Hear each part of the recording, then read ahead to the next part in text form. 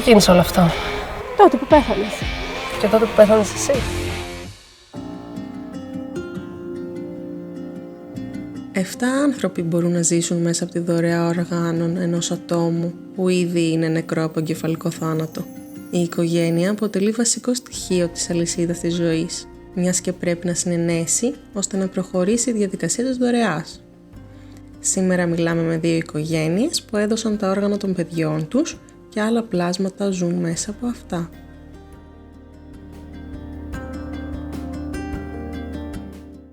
Πρώτα συζητάμε με τη Βούλα Κολιοπούλου και τον Αποστόλη Σάμιο, τους γονείς του Ντίνου Σάμιου, που στην ηλικία 16 ετών έγινε πανδότης. Έδωσε όλα τα όργανά του. Ήταν 21 Οκτωβρίου, σηκώνει έναν πυρετό, πήγαμε στο νοσοκομείο στο Αγρίνιο, εξελιχθήκε κάτι γρήγορο και μας μεταφέρανε στην Πάτρα, στη Μεθπατρών. Εκεί άντεξε μία εβδομάδα. 30 Οκτωβρίου το βράδυ μιλήσαμε με τον γιατρό και ήταν η τελευταία του ανακοίνωση ότι ο Ντίνος πλέον είναι εγκεφαλικά νεκρός. Και εκεί κουβεντιάσαμε μετά με τον γιατρό κάποιες παραμέτρους ότι του είπα πες μου, να μου εξηγείς καταρχάς τι είναι ο εγκεφαλικός θάνατος, έτσι δεν ήξερα μέχρι εκείνη την ώρα τι σημαίνει εγκεφαλικός θάνατος. Μου εξήγησε ο κύριος Ηλιάδης τα πάντα, του λέω τι λύσεις έχω, μου λέει ή θα δώσεις εντολή να βγει το μηχάνημα ή μου λέει θα το βγάλω εγώ σε 3 μέρες βάσει πρωτοκόλλου του νοσοκομείου. Λέω ωραία, τι περιμένω σε αυτές τις 3 μέρες, τις εξτρά, υπάρχει περίπτωση να γίνει κάτι το διαφορετικό? Μου λέει όχι, απλά είναι το πρωτόκολλο. Πολύ ωραίο. Λέω, εγώ δεν θέλω λέω κάτι από όλα αυτά, ούτε μπορώ να ταλαιπωρήσω την οικογένεια επιπλέον 3 μέρες, αλλά ούτε και μπορώ να δώσω εντολή να βγει το μηχάνημα από το παιδί. Εγώ του λέω προχώρα στη δωρεά οργάνων. Ποια ήταν η διάγνωση? Πιθανολογούν ότι ήταν κάποιος σπάνιος τύπου στρεπτόκοκου που εισήλθε από τη μύτη και εισχώρησε κατευθείαν στον εγκέφαλο. Πόσο χρονών ήταν? 16. Στη συνέχεια μιλάμε με τη Μαρίνα Καλασούντα και τον Νίκο Σπαΐ, τους γονείς του Γιάννη Σπαΐ, που σε ηλικία 13 ετών έδωσε τα όργανά του μετά από ένα ατύχημα με το ποδήλατο. Ο Γιάννης πριν 17 χρόνια ήθελε να κάνει μια βόλτα με το ποδήλατο. Του είπα όχι, γιατί σε 10 λεπτά έχεις φροντιστήριο, έκανε φροντιστήριο αγγλικών, στο σπίτι ιδιαίτερο, και μου λέει «Μαμά, 10 λεπτά μου φτάνουν». Κατέβηκε κάτω στο υπόγειο, πήρε το ποδήλατο, ζήτησε από τον αδερφό του να του κάνει παρέα, τον δίδυμο, δεν ήθελε ο Ανδρέας να πάει και πήρε τον μικρό, τον Αλέξανδρο. Ήτανε 5,5 χρονών τότε ο Αλέξανδρος. Και πήγανε με μια βόλτα με το ποδήλατο. Μετά από 1/4 περίπου, μας χτυπάει την πόρτα ο μικρός και λέει «Μαμά, ο Γιάννης δεν θα έρθει σπίτι». Λέω «Γιατί παιδί μου δεν θα έρθει σπίτι?» Του πήρανε 2 άνθρωποι. Λέω «Τι άνθρωποι τον πήρανε?» Λέει «Να μωρέ, αυτοί που πήρανε και τη γιαγιά, επειδή είχα την πεθερά μου στο σπίτι και ήρθε ασθενοφόρο και την πήρε». Χτύπησε λέω ο Γιάννης. Ναι.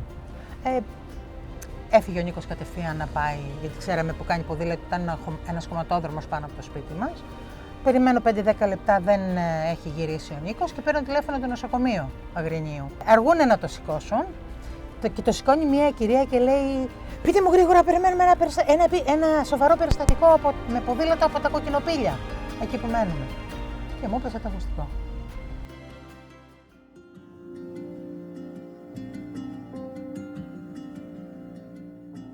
Το συζητήσατε μεταξύ σας την απόφαση για τη δωρεά οργάνων ή με την οικογένεια? Όχι, ήταν τελείως αυθόρμητο, ούτε σοκαρίστηκε και ο γιατρός. Εκείνη τη στιγμή έψαχνα στο μυαλό μου πώς θα κρατήσω τον Ντίνο.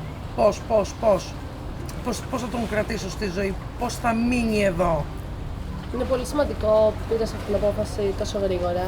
Το πόσο καλά συντηρήθηκαν τα όργανα τα ένα είναι πάρα πολύ σημαντικό. Γιατί αν περιμένεις έστω και μια μέρα, μπορεί να χαθεί ολόκληρο όργανο λόγω του ότι ένας άνθρωπος είναι εγκεφαλικά νεκρός, δεν υποστηρίζεται από το σώμα του. Και με ρώτησε και ο γιατρός μου, λέει, τι θέλεις μου λέει να δωρήσεις? Λέω τα πάντα. Ό,τι λέω πιστεύεις ότι μπορεί να χρησιμοποιηθεί, θα πάρεις λέω τα πάντα. Γι' αυτό και ο Ντίνος ανήκει στους πανδότες. Ο πανδότης σημαίνει ότι έσωσε 7 ανθρώπους. Κατάφερες να τον κρατήσεις στη ζωή έτσι όπως ήθελες? Ναι. Εγώ πιστεύω ναι, έχουμε κρατήσει ένα κομμάτι του εδώ. Είναι μαζί μας με έναν τελείως διαφορετικό τρόπο. Ναι, μεν λείπει η παρουσία, αλλά είναι εδώ. Λέμε όταν γεννιέται ένα παιδί, το πρώτο που ακούς στη μαμά είναι η καρδιά.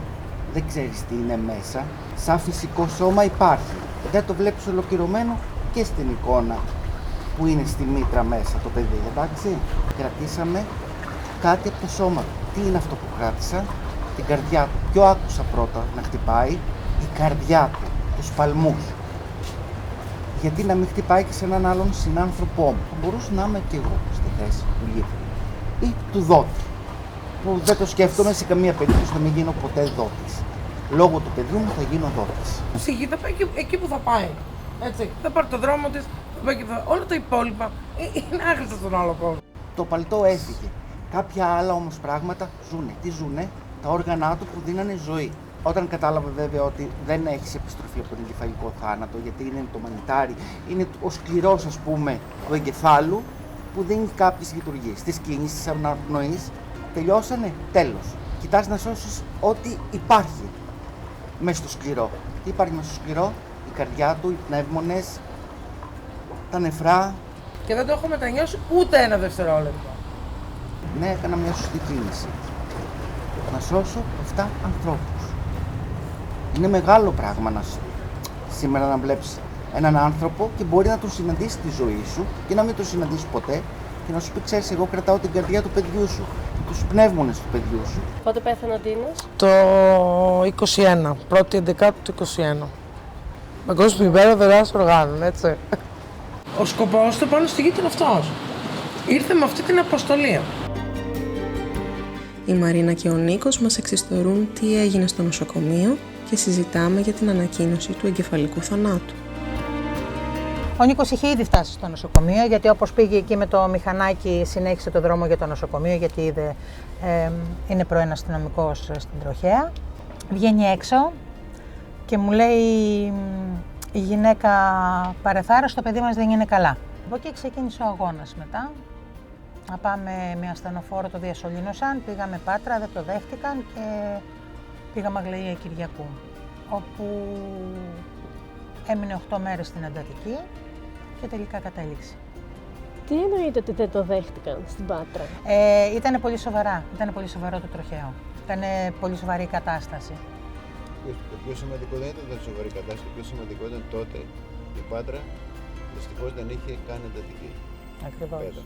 Ευτυχώς έχει σήμερα, γιατί συμβάλαμε κι εμείς η Μαρίνα περισσότερο να ξεκινήσει τη διαδικασία να έχει μεθ η Πάτρα, γιατί η Δυτική Ελλάδα δεν είχε καν μεθ και από το Αγρίνιο, την Άρτα, τα Ιωάννα μέχρι την Αθήνα είναι 3 έως 5 ώρες. Είναι όλη η πυρωτική Ελλάδα. Ούτε κρίσιμες ώρες.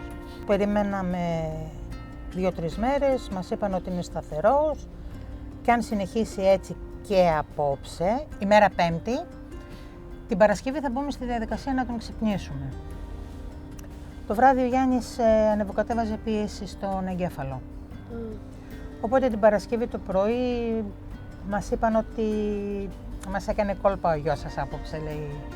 Ανεβοκατέβαζε πίεση και τα λοιπά, οπότε δεν τον ξύπνησαν ποτέ φυσικά. Κάναμε το Σάββατο μία απέλπιδα προσπάθεια, μία τελευταία προσπάθεια να αποσυμφορήσουμε τον εγκέφαλο, κάνοντας μία τρύπα, για να δώσουμε χώρο στο είδημα να βγει προς τα έξω και όχι να πιέζει τον εγκέφαλο. Βγήκε το παιδί από το χειρουργείο, δεν έγινε όμως κάτι. Δευτέρα πρέπει να υπήρχε ο εγκεφαλικός θάνατος. Τρίτη μας το ανακοίνωσαν μετά από όλες τις διαδικασίες, έχουν κάποια πρωτόκολλα τώρα που, για να δουν αν όντως το παιδί είναι εγκεφαλικά νεκρό. Και Τρίτη μεσημέρι μου το ανακοίνωσαν. Τελείωσε το επισκεπτήριο και μου λέει ο Νίκος, πήγαινε, μου λέει, στη θεία, να πω εδώ, μου λέει, τα τελευταία γεγονότα εδώ με τους γιατρούς, να μιλήσουμε και θα έρθω να σε βρω. Από τις 12 είχε πάει η ώρα 1-1:30, δεν είχε έρθει ο Νίκος. Τον παίρνω τηλέφωνο, του λέω, Νίκο μου, δεν έχεις έρθει ακόμα, του λέω, τι συμβαίνει? Συμβαίνει κάτι με το παιδί? Όχι, μου λέει, έρχομαι. Πήγε η ώρα 2, δεν είχε έρθει, τον ξαναπαίρνω τηλέφωνο και μου λέει, έρχεται ο Δημήτρης να σε πάρει, ο μπάρος μας. Λέω, να με πάει πού? Να έρθεις να δεις το παιδί, μου λέει. Λέω, γιατί τώρα δεν ήμασταν στο παιδί? Δεν έχει επισκεπτήριο. Λέει, αφού μας επιτρέπουνε, δεν θέλεις να το δεις. Είχε ανακοινωθεί στον Νίκο. Πήγα στο δωματιάκι της εντατικής, καθίσαμε και δεν μιλούσε κανένας. Και εγώ ήμουνα ακριβώς έτσι. Και λέει ο Ανδρέας, ο Ηλιάδης, λέει, κυρία Σπαΐλη, θέλετε να ρωτήσετε κάτι για το γιο σας? Και λέω, όχι, λέω, με φωνάξατε για να μου πείτε κάτι, λέω, πείτε το. Χαμήλωσε το κεφάλι και μου λέει, ο γιος σας είναι εγκεφαλικά νεκρός. Το νεκρός κάτι μου λέγε, το εγκεφαλικά δεν το συγκράτησα καθόλου, γιατί μέχρι τότε δεν ήξερα το εγκεφαλικά κλινικά τι σημαίνει. Εκείνη την ώρα μου έπιασε το χέρι ο Νίκος και μου λέει, να ξέρεις ότι είμαι δίπλα σου, ό,τι και να αποφασίσεις, ό,τι και να κάνεις, ό,τι και να πεις, όπως και να αντιδράσεις. Λέω, οκ. Και απλώνει το χέρι η ψυχολόγος και με παίρνει αγκαλιά. Και γυρίζει ο γιατρός και λέει, θέλετε να ρωτήσετε, λέει, κάτι άλλο για το γιο σας? Εκείνη την ώρα, βρε κορίτσια, τι να σας πω, δεν ξέρω ποιος μιλούσε. Λέω, με φωνάξατε για να μου πείτε κάτι. Θέλετε να σας βγάλω, λέω, από τη δύσκολη θέση? Και μου κούνησε το κεφάλι ο Ανδρέας. Λέω, θέλετε τα όργανα του παιδιού, έτσι δεν είναι? Μου λέει, ναι.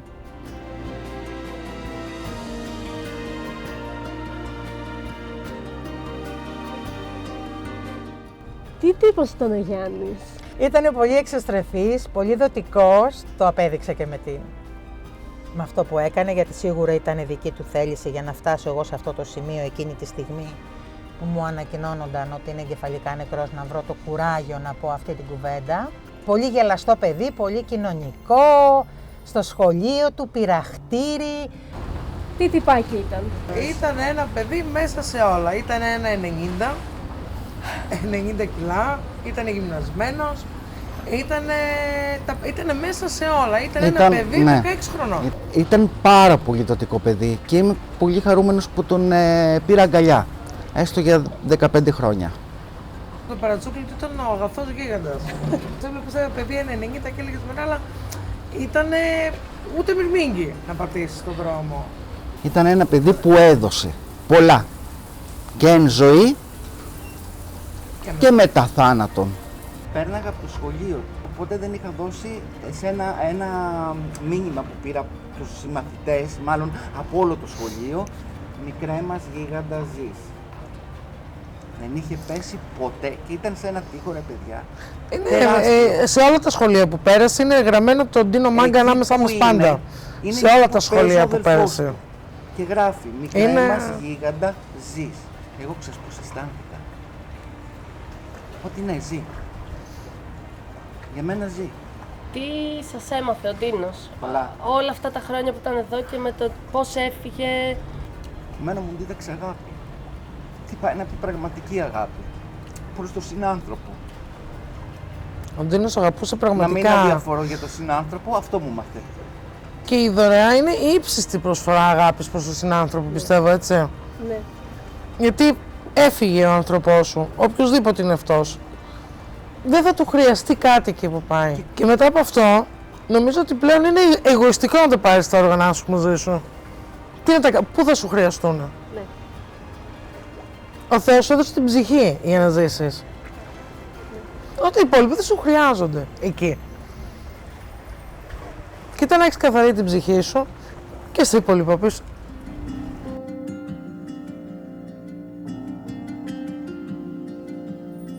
Έχετε γνωρίσει κάποιον από τους ανθρώπους? Όχι, δεν έχουμε γνωρίσει από κοντά και δεν ξέρω αν το θέλω. Αλλά έχετε επικοινωνήσει, έχετε λάβει γράμματα? Έχουμε λάβει γράμματα, ρωτάω πάντα αν είναι όλοι καλά. Μέχρι αυτό μου φτάνει. Και μόνο που θα σηκωθώ το πρωί, θα κοιτάξω τον ουρανό, θα κοιτάξω τη θάλασσα και ξέρω ότι βλέπουμε τα ίδια. Εμένα αυτό μου φτάνει, δεν θέλω κάτι άλλο που το κοιτάω. Το πρώτο γράμμα που έλαβα ήταν από το λίπτη της καρδιάς. Εκεί συνειδητοποίησα τι ήταν αυτό που έγινε. Και τι συναισθήματα υπήρχαν τότε, όταν διαβάσατε το γράμμα? Στην αρχή ήταν πολύ μπερδεμένα, ήταν σοκ να σου στέλνει γράμμα και να σου λέει ότι έχω την καρδιά του αθώου γίγαντα και θα προσπαθήσω να ζήσω Ό,τι δεν έζησε. Και το παιδί μπορεί να είναι ευτυχισμένο εκεί που είναι, αλλά είναι και ευτυχισμένοι κάποιοι άλλοι άνθρωποι. Και μας ευγνωμονούν γι' αυτό, το πιστεύω. Σε σκέφτεται κάθε μέρα. Κάθε φορά που κάποιος κάθεται και ακούει το χτύπο της καρδιάς του, θα λέει αυτοί οι άνθρωποι, αυτή η οικογένεια, αυτός ο αυτός γίγαντας. Φαντάσου, αυτό λέγαμε κάποια στιγμή. Δεν λέγαμε όχι. Δεν θα έπαιρνα μαζί μου και άλλα 7 άτομα. Δεν θα έκλεινα άλλα 7 σπίτια. Το παιδί με την καρδιά ήταν στο τελικό στάδιο. Ήταν ή η μεταμόσχευση ή όσο τραβήξεις. Τους κράταγα στα χέρια. Με ένα όχι δικό μου, δεν θα φεύγει ο ντύρος. Θα φεύγανε όλοι. Είμαστε από την άλλη μεριά εμείς και είμαστε δύο κοπέλες που έχουμε πάρει τους πνεύμονες από κάποιον άλλον άνθρωπο. Η Λένα πριν 7 χρόνια, εγώ πέρσι. Εγώ τώρα αυτή τη στιγμή είναι η πρώτη φορά στη ζωή μου που μπορώ να τρέξω. Εγώ έχω μια γυναίκα από την Κύπρο και κάθε φορά σκέφτομαι αυτή η γυναίκα στην Κύπρο που μου έδωσε ανάσα.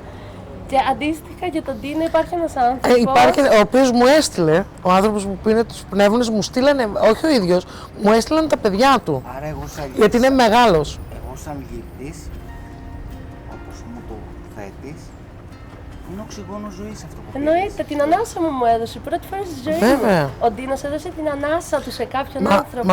μου έστειλαν τα παιδιά του και λέει βλέπουμε μετά από τόσα χρόνια τον πατέρα μας να παίζει με τα εγγόνια.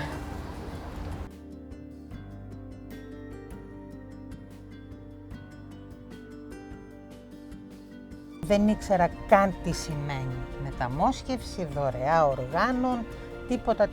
Ούτε το είχαμε συζητήσει 8 μέρες με τον Νίκο. Ήμασταν δύο ξένοι, ο καθένας περνούσε τον πόνο του και την αγωνία του με το δικό του τρόπο.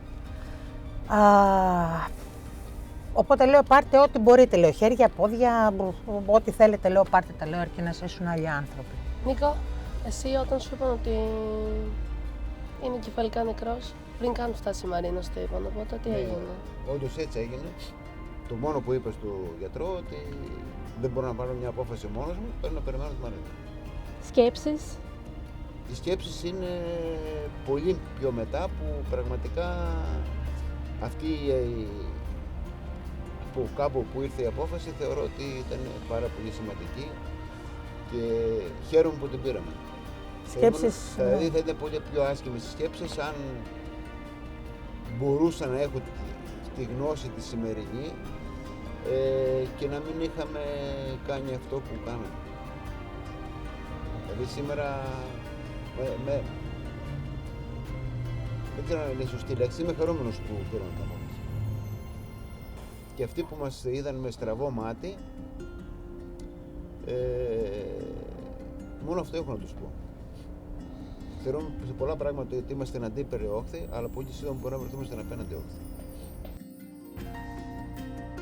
Με τις δύο οικογένειες συζητάμε για το σύστημα υγείας και τον ελληνικό οργανισμό μεταμοσχεύσεων. Τι πρέπει να βελτιωθεί, τι πρέπει να αλλάξει ριζικά. Δεν ξέρω πόσος κόσμος γνωρίζει για τη δωρεά οργάνων, κατά πόσο είναι ενημερωμένοι. Δεν είμαστε ενημερωμένοι. Μην ξεχνάτε ότι εγώ έκανα δωρεά οργάνων πριν 17 χρόνια. Σήμερα υπάρχει μια κινητικότητα. Τότε δεν υπήρχε τίποτα. Παρόλα αυτά, 7 άνθρωποι ζουν, χάρη στο Γιάννη μου.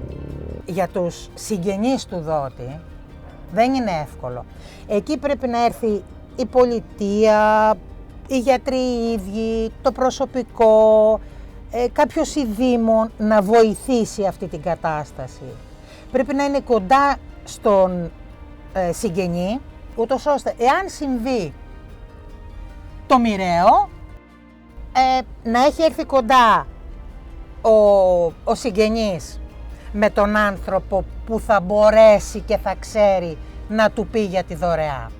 Και όχι έφυγε ένας άνθρωπος, ας έρθει κάποιος από τον Εθνικό Οργανισμό Μεταμοσχεύσεων να μιλήσει για να πάρουμε το όργανο του παιδιού. Εάν γινόταν κάτι τέτοιο, δεν ξέρω αν θα το είχα κάνει. Φαντάζεστε την ώρα που μου έλεγε εμένα ο γιατρός ότι το παιδί μου είναι εγκεφαλικά νεκρό, να έρθει ένας από τον νέο μου και να πει: ξέρετε, κυρία μου, θα μπορούσατε να κάνετε δωρεά οργάνων, θέλετε? Θα τον είχα διώξει με τις κλωτσιές έξω. Θες κοντά σου ανθρώπους που έχουν βιώσει αυτές τις ώρες και όχι μόνο αυτές τις ώρες μαζί μου, με κάθε εμένα, με κάθε εγώ. να ζήσουν την όλη κατάσταση, την όλη αγωνία. Νομίζω ότι είναι δημόσιοι υπάλληλοι στο νέο μου. Πρέπει να είναι κάποιος που να ξέρει και να ζει μέσα σε αυτό. Πώς έρχεται ο ασφαλιστής, ξέρετε, ήρθαμε για ασφάλεια ζωής, ξέρω εγώ. Κάτι τέτοιο. Δεν γίνονται αυτά τα πράγματα. Ήρθαμε να πάρουμε το αμάξι σας, λοιπόν, Ναι. να το παραλάβουμε. Ακριβώς έτσι. Ξέρετε, το αμάξι σας δεν φτιάχνεται και ήρθαμε να πάρουμε τα ανταλλακτικά. Ναι, όχι, δεν γίνεται, παιδιά. Για να μπορέσουμε να φτάσουμε να πούν περισσότεροι άνθρωποι το ναι, πρέπει να είναι λίγο προετοιμασμένοι από πριν. Και έρχομαι εγώ από τα Αγρίνιο και τρέχω και παλεύομαι και εσείς και απλοί άνθρωποι για να προωθήσουμε κάτι που μπορούσε να γίνει πολύ πιο δυναμικά και εύκολα από αυτόν που διοικεί όλη αυτή τη διαδικασία. Περιμένουμε να γίνουν διαφορετικά πράγματα κάνοντας τα ίδια. Βάσει της νομοθεσίας, κάποιος που αποφασίζει να γίνει δωρητής οργάνων και είναι οι συνθήκες Κατάλληλες. η οικογένειά του πρέπει να συνενέσει, ιδάλλως η απόφασή του ακυρώνεται. Ναι. Τι σκέψεις έχετε πάνω σε αυτό? Εγώ δεν είχα τη συνένεση του παιδιού, ας πούμε, γιατί το παιδί ήταν σε κόμμα, έτσι, ήταν σε εγκεφαλικό θάνατο. Εάν μπορούσαμε να μιλήσουμε, να συνεννοηθούμε, πιστεύω ότι το ίδιο θα έκανε και αυτός. Από τη στιγμή που το θέλει αυτός, που δεν νομίζω ότι κάποιος άλλος μπορεί να πει όχι, μπορεί να το αρνηθεί, αφού ο ίδιος το θέλει. Είναι οικογένεια, είναι τέτοιο, ναι, πονάει, το σέβομαι, το δέχομαι, αλλά σκέψου όμως ότι ζούμε σε έναν κόσμο που περισσότερες πιθανότητες έχεις να είσαι λήπτης παρά δότης. Από τη στιγμή που αποφασίζει ο ίδιος ο νοσηλευόμενος ότι εγώ ή από πριν ή ότι έχει κάνει εγγραφή για δωρητής, τέτοιο, δεν νομίζω ότι πρέπει να επεμβαίνει κάποιος άλλος. Είναι δικιά του η απόφαση τι θα κάνει με το σώμα του. Είναι αυτή τη στιγμή ένας άνθρωπος σπίτι του και βρίσκεται από την άλλη πλευρά, βρίσκεται στο να περιμένει μόσχευμα. Βρίσκεται σπίτι του, βρίσκεται στην εντατική, μπορεί να βρίσκεται οπουδήποτε. Θέλετε να πείτε κάτι σε αυτόν τον άνθρωπο που μας βλέπει αυτή τη στιγμή και που είναι σε μια λίστα αναμονής? Δεν είναι μόνο το ψυχολογικό του δωρητή, χάθηκε, έκανε. Για βάλω όμως και το λήπτη που κουβαλάει αυτό ότι κάποιος πρέπει να πεθάνει για να ζήσω εγώ. Κάποιος πρέπει να πεθάνει και να κάνει δωρεά για να ζήσω εγώ. Ναι, είναι αυτό. Κάποιος πρέπει να πεθάνει για να κάνει δωρεά και να είμαι εγώ στη λίστα, στη συγκεκριμένη θέση. Και για το λήπτη είναι Θα δύσκολο. προλάβω, δεν θα προλάβω, τι θα γίνει? Γιατί δεν έρχομαι στη θέση του λήπτη κι εγώ? Πόσο παλεύει για να ζήσει. Μπορεί να περιμένει 4 χρόνια, 5 χρόνια, 6 χρόνια και να δυσκολεύεται όλη η οικογένεια. Και από οικονομικής πλευράς, όπως αντιμετωπίζουμε τα πράγματα παγκοσμίως σήμερα, γιατί αφού μπορώ να το κάνω, γιατί να μην το κάνω, γιατί να μην δώσω χαρά σε αυτόν τον άνθρωπο. Και έχεις και το θα ζω αύριο. Ξέρω δεν για το θα λήπτη ζω. είναι πολύ δύσκολο και ο λήπτης τα ίδια σκέφτεται. Πρέπει να πεθάνει κάποιος άλλος για μένα. Όχι, δεν είναι έτσι. Από τη στιγμή που τελικά είσαι νεκρός, πάει, τελείωσε. Ο λήπτης όμως μπορεί να σωθεί. Μπορεί να γίνει αναστρέψιμη η κατάσταση της υγείας του. Από ένα τηλέφωνο. Δεν είναι εγωιστικό. Η μεταμόσχευση είναι η κατάσταση στην οποία η ζωή και ο θάνατος είναι άμεσα συνδεδεμένα και είναι και το παράδοξο της υπόθεσης ότι όταν μία πόρτα ανοίγει και κάποιος ενημερώνεται ότι θα ζήσει, Μια άλλη την άλλη κλείνει. πόρτα μια οικογένεια μαθαίνει ότι το αγαπημένο της πρόσωπο δεν τα έχει καταφέρει.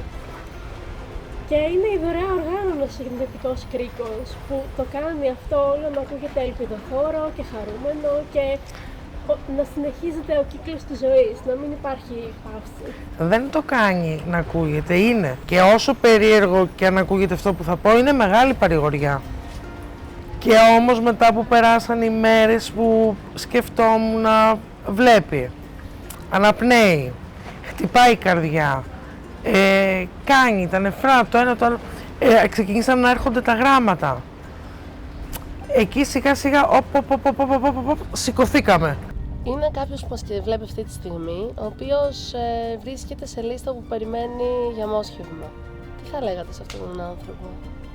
Το μόνο που θα μπορούσα να του πω, να του της πω είναι να κάνει υπομονή, να κάνει κουράγιο, να της δώσει δύναμη, να του δώσει δύναμη ο Θεός και κάτι μπορεί να γίνει. Γιατί δεν μπορούμε να ξέρουμε. Είναι πολύ δύσκολο, το καταλαβαίνω. Υπάρχουν άνθρωποι που μπορούν να κάνουν αυτό που κάναμε εμείς. Λίγο σπρώξιμο θέλει, οπότε θα κάνουμε και εμείς από τη μεριά μας ό,τι μπορούμε να βοηθήσουμε αυτή την ιδέα, η οποία δεν είναι ιδέα, ναι.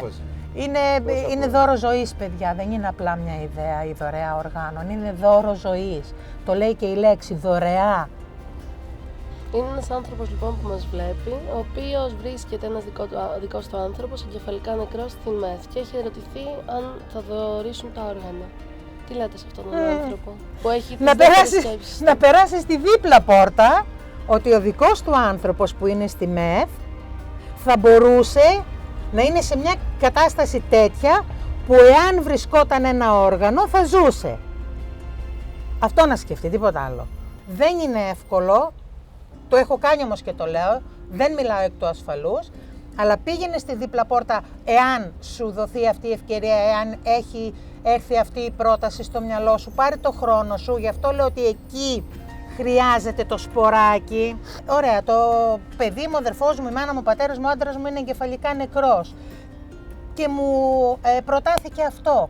Εάν με ένα μόσχευμα ζούσε, θα το ήθελα αυτό το μόσχευμα, σαφώς, έτσι, ποιος θα πει όχι. Πώς θα το βρίσκα? Με το να το δώσω εγώ που χάνω το παιδί μου. Και αν εγώ πω όχι, άρα γιατί να πεις όχι? Το συναίσθημα της απώλειας μπορεί να είναι πολύ δύσκολο, αλλά το συναίσθημα της δωρεάς απαλύνει τον πόνο. Δεν νομίζω ότι υπάρχει λόγος δισταγμού. Δεν είναι κάτι κακό, ούτε έχω ακούσει και τα τρελά ότι θα με παγάγουν να μου πάνε τα... Εντάξει, έτσι, αυτό είναι σενάριο επιστημονικής φαντασίας, τελείως. Πρέπει να σκεφτούμε ο καθένας ότι η υγεία μας ανά πάσα ώρα και στιγμή αλλάζει. Είναι κάτι σπουδαίο και ταυτόχρονα μπορεί να το χρειαστείς και εσύ. Όταν πάει το μυαλό σου εκεί για να λύσεις το πρόβλημα, γιατί δεν πάει στη δωρεά για να λύσεις το πρόβλημα κάποιου άλλου? Ήταν μονόδρομος στην ουσία. Ή κλείνω τα μηχανήματα και τέλος το παιδί δεν αναπνέει, δεν κάνει, τα όργανα φύγανε μαζί με... Όχι, δεν θα το επέτρεπα σε καμία περίπτωση. Ιδεολογικά, σήμερα εάν με ρωτούσε ένας γονιός που δεν ξέρει τι πάει να πει δωρεά οργάνων, θα τον παρακινούσα και θα του λέγα, αφού δεν έχεις άλλη διέξοδο, υπάρχει μόνο μονόδρομος, κάντο. Μία τελευταία σκέψη, επίλογος. Καθόμαστε και αναλωνόμαστε κάθε μέρα σε άσχετα πράγματα, σε χαζά πράγματα. Γιατί ξέρω αν αύριο θα ξυπνήσω. Ζω το σήμερα, το αύριο δεν το ξέρω. Στη δωρεά οργάνων η ζωή και ο θάνατος συνδέονται άμεσα, ενώ σε κάποια σπίτια γιορτάζουν, σε ένα άλλο σπίτι πενθούν. Κι όμως μέσα στον πόνο της απώλειας κάποιοι άνθρωποι σκέφτονται εκείνους που μπορούν να σώσουν. Έτσι δημιουργούνται οι αλυσίδες ζωής, όταν ζωή και θάνατος βρίσκονται σε απόλυτη ισορροπία.